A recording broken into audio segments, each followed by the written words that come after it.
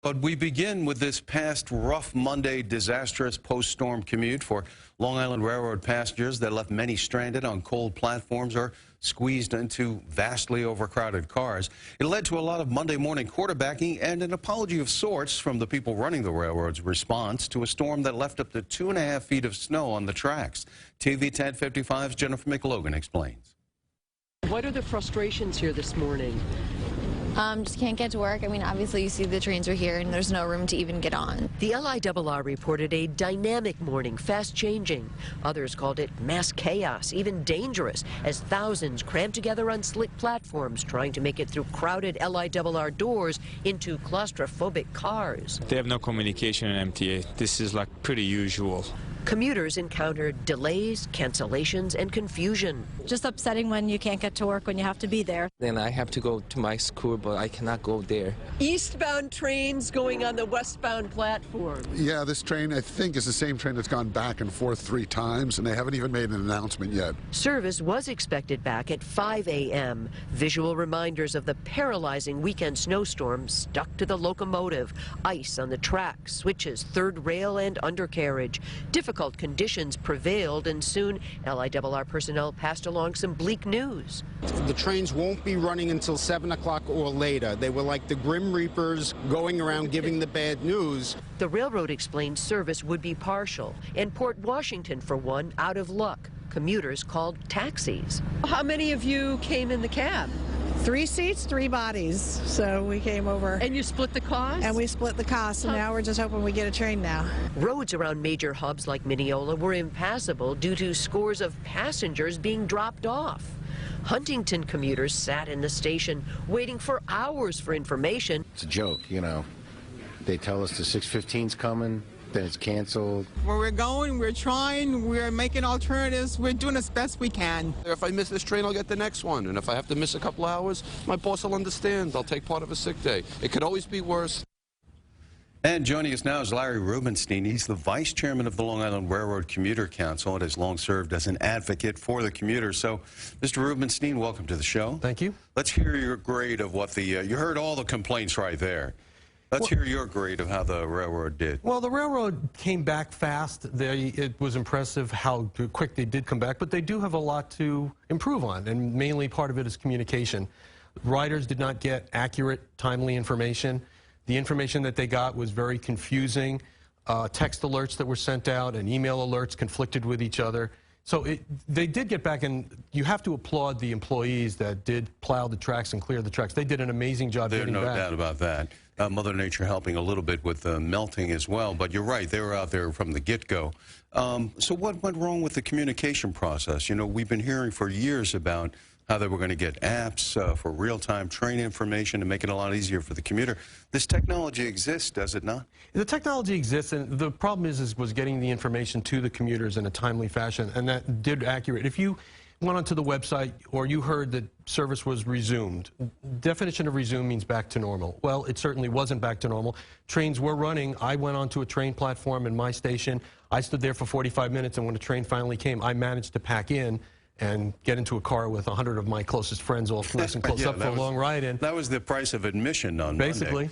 Monday. You know, and then, you know, the MTA kind of admission, saying, look, we could have done better, we're sorry.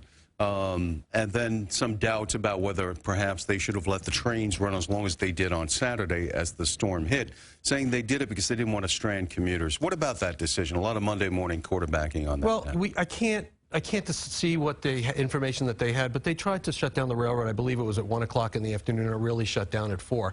Now, you have to realize when you shut down a railroad, you can't just turn the switch off and everything just stops. People still have to get to destinations. There are trains that are still in transit, and some of these trains take hours to get from point A to point B.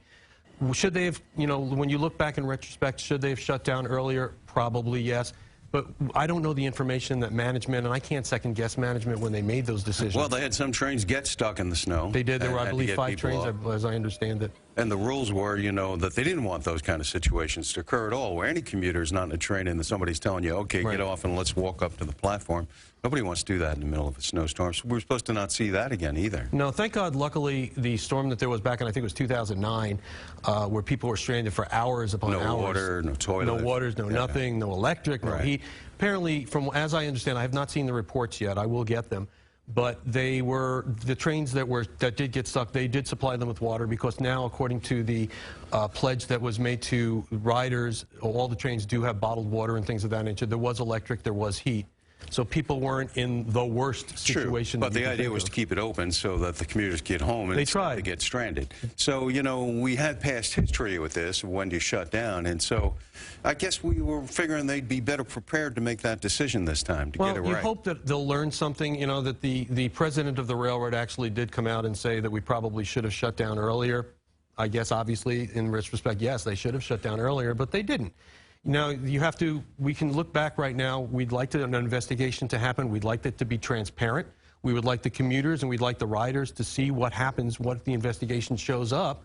And we'd like to see improvements done to all this. Well, you talk about that because every time this has happened with big storms and we've seen problems, we always hear the promise that we're going to do better the next time from lessons learned. You know, but we've heard this before. So, you know, what will make it actually change this time? You know, I mean, you see what goes on here. What could be done to make this something we could manage better? Well, if enough people make enough waves, shows like this, interviews like this, newspapers, television, they start putting pressure on the MTA to be transparent about what happened and what they're going to do about it, and how they're going to let commuters know what is reality of what these trains are running. They say that service is back. Is service back where there are just trains running odds and all? Because people have to try to get to work. Well, people was need there to make a lack of resources decisions. in any way? I mean, you said they had people to clear it up, and clearly they had a small legion out there doing it, and it was difficult to do. We thank them for it. But did they have enough resources? Were there enough trains? Was there enough equipment to clear the tracks? Do they have the equipment they need to clear the tracks? Well, luckily, there was a lot of new equipment that was purchased over the course of the last few years. I think on a train called Darth Vader, for example. Did they use that? As far as I know, they did. I don't know where, you know, there's a lot of track space. There's a couple hundred miles of tracks that the Long Island Railroad does have. So hopefully they did use it to clear tracks. But the snow was coming down so heavy, and it did stall over in New York. So the predictions that originally were given by the National Weather Service were a bit low compared to what happened. Well, that's certainly true. And we do have to acknowledge that, because it wasn't until the end that we realized we were getting double the storm we feared in the first place. And it came much earlier than expected. Yeah, and so, you know, and there was a lot of problems with this. Now, you know, you run this council. It's been around for a long time. It's related to what, a PCAC? Explain what that is and what, you know. The PCAC is the Permanent Citizens Action. We are a group that have been appointed by the governor of the state of New York, and we are the riders' representatives to the MTA board. And we have our divisions of Long Island Railroad, Metro North, and New York City Transit. So do you think you have a voice at the table here? We try.